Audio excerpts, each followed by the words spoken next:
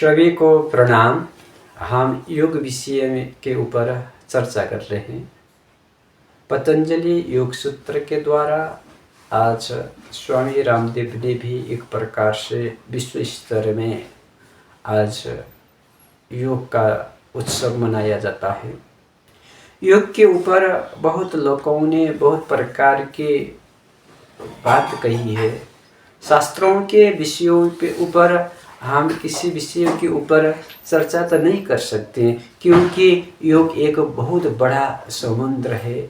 हम एक घटा के तरह से हम समुद्र से कुछ पानी लेने की प्रयास करते हैं, फिर भी संत महात्मा पूर्ण जन्म जन्म तक साधना के माध्यम द्वारा स्वयं को जानने की जो कला है, जो स्वयं को पहचान करने की जो कला है, उसको योग कहा है। योग का अर्थ है जोड़ना है। व्याकरण में भी योग का विषय में मिलना ये योग का प्रारंभ है। और पतंजलि योग सूत्र ने पूरा 195 सूत्रों के द्वारा उसको संग्रहित करके इकट्ठा करके उसको 8 भाग में इसको विभाजित किया है। आप सभी को पता है योग क्या है। योग का अर्थ है जुड़ना। कैसे जोड़ा जा सकता है, इसके ऊपर 8 प्रकार की विधि है। यम, नियम, आसन, प्राणायाम, प्रत्याहार, ध्यान, धारणा, समाधि। तो हम पतंजलि योग सूत्र के ऊपर एक एक सूत्र अर्थ और अभ्यास के ऊपर हम एक अभ्यास के रूप में, प्रैक्टिकल के रूप के माध्यम द्वारा आज से हम योग की क्लास प्रारंभ करते हैं। आप इसी चैनल से सब्सक्राइब करके आप जुड़ने के बाद हमारे नए नए जो वीडियो है वो आप देख सकते हैं और अपने घर में बैठकर, आश्रम में बैठकर, शांत एकांत स्थान में बैठकर अभ्यास कर सकते हैं। तो हम लेट नहीं करते हुए अब हम प्रारंभ करते हैं योग विषय के ऊपर। योग पतंजलि योग सूत्र से हम प्रारंभ करेंगे। योग सूत्र पहला है योगश्चित्त वृत्ति ही निरोध। पतंजलि मुनि भगवान ने कहा है योग का अर्थ है चित्त में, मन में जो भी विकार आते हैं, मन जितना भी चंचल होता है उसका निग्रह करना ही योग है। योग का अर्थ है जोड़ना। योग का अर्थ है आत्मा और परमात्मा का एकाग्रता होना, वो योग कहा है।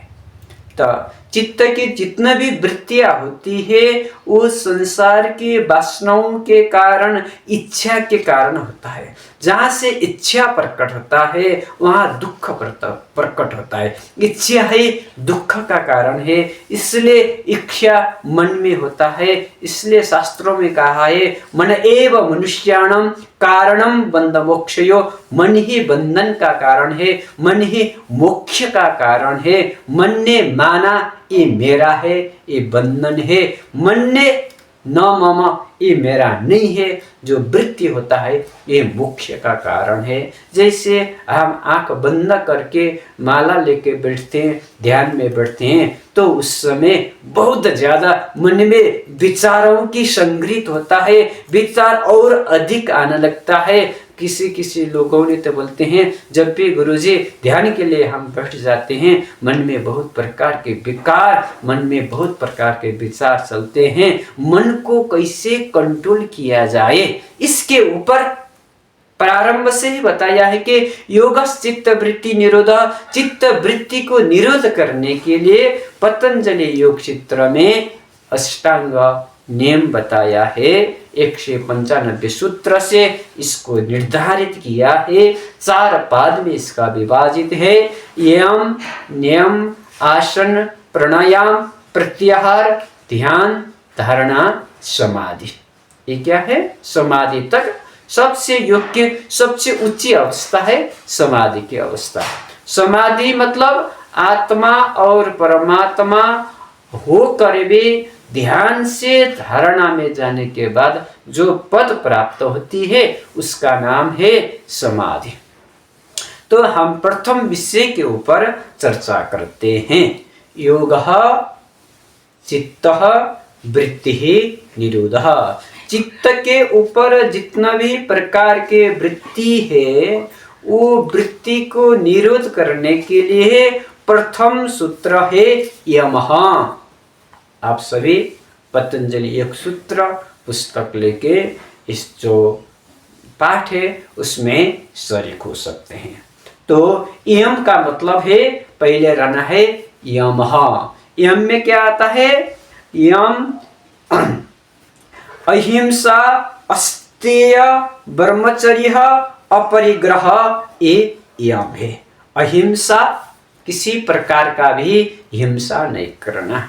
हिंसा कितना प्रकार के होते हैं? किसी को मारना भी हिंसा होता है, किसी को वचन से भी होता है, मन से भी हिंसा होता है, शरीर से भी हिंसा होता है। किसी को मारना ये तो हिंसा है ही है। मन से भी किसी के ऊपर जो नकारात्मक सोच लेते हैं वो भी हिंसा है। हिंसा नहीं करना। प्रथम है अहिंसा। हाँ, अहिंसा परमो धर्म। किसी प्रकार से हिंसा नहीं करना। ये सत्य। सत्यम ब्रीयात, प्रियम ब्रीयात, ना ब्रीयात सत्य अप्रियम। सत्य बोलो, प्रिय बोलो, असत्य भी हो।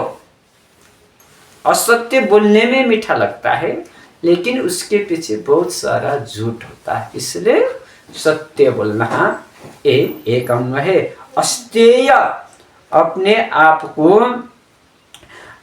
आप को स्वाभाविक रूप से मजबूत बनाना है।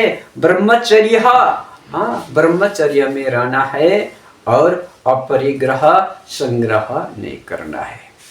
तो जो गोरक्षनाथ संहिता है उसमें तो ये नहीं है, यम नियम आसन नहीं है, प्राणायाम, प्रत्याहार, ध्यान, धारणा, समाधि है गोरक्ष संहिता में। पतंजलि ने अष्टांग मार्ग बताए हैं। तो ये प्रारंभ से हम व्यक्ति लोगों के व्यर्थ, हम सत्संग में लोगों के बीच में न जाए, कि बाहर के जो उत्सव होती है, पार्टियाँ होती है, जो प्रकार के बाहरी मनोरंजन है, बाहर के जो कृत्रिम जंक फूड्स आदि जो बाहर के भोजन है, इससे भी भोजन बचना चाहिए। जैसे अन्न होता है उसी प्रकार का बुद्धि होता है। इसलिए हमको यम इस प्रकार से रहना है। नियम ये पालन करना है कि मैं अपने आप को जानूं। मनुष्य जन्म में बहुत दुर्लभ से मिलता है। मनुष्य जन्म का लक्ष्य एक ही है, स्वयं को जानो। स्वयं को जानने के लिए पतंजलि मुनि भगवान ने इससे बेहतर, इससे अच्छा कोई दूसरा मार्ग नहीं है। तो यम है। और नियम हो, अपना एक नियम बना लीजिए। सुबह में कितना बजे उठना है और कैसे रहना है। तो आपको जो आलस्यपना है उससे दूर होना है। और नियमित रूप से आप एक समय निश्चित करके ध्यान में बैठ जाइए। बैठते समय आपका मेरुदंड सीधा हो, पीछे वाला जो गर्दन के भाग है वो भी सीधा हो और सिर सीधा हो। और रहते समय आप इस मुद्रा में रहते हैं, ये तो ये सबसे अच्छा है, क्योंकि दो एनर्जी पावर होता है, अंगुली के माध्यम से एक दोनों में आपस में टच करते हैं और आप आगे ऐसे रख सकते हैं। और नियम यह है, एक नियम बनाइए। आसन आपका, आसन और वस्त्र हल्का होना चाहिए। वस्त्र आपका टाइट न हो, वस्त्र हल्का हो, इस प्रकार के आसन में बैठ जाइए। नॉर्थ और ईस्ट फेस होकर बैठना अति शुभ माना जाता है। जब भी एनर्जी आता है तो ईस्ट की तरफ से आता है। प्रातःकालीन जो ब्रह्म मुहूर्त समय है, 4 बजे से 5 बजे के जो बीच का समय है, उस समय में इस डायरेक्शन में फेस करके आप बैठ सकते हैं। प्रारंभ में बैठते समय आंख बंद करके 2 अंगुली के बीच में इसे सटक के आप ओम चैंटिंग कर सकते हैं। और 5 मिनट ओम का जो उच्चारण है वो उच्चारण करते करते पूरा दीर्घ स्वर से लंबा खींच के ओम का उच्चारण कर लीजिए। और उसके बाद प्राणायाम शुरू हो जाएगा।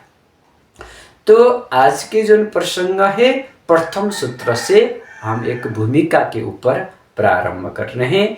चित्त की जितने भी वृत्ति है वो वृत्ति का जो निरोध करने की ये प्रारंभ पतंजलि मुनि ने प्रथम सूत्र में कहा है।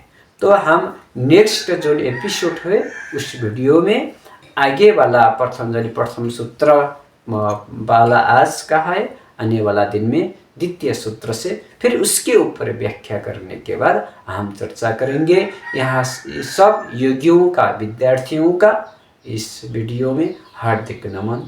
जय श्री नारायण।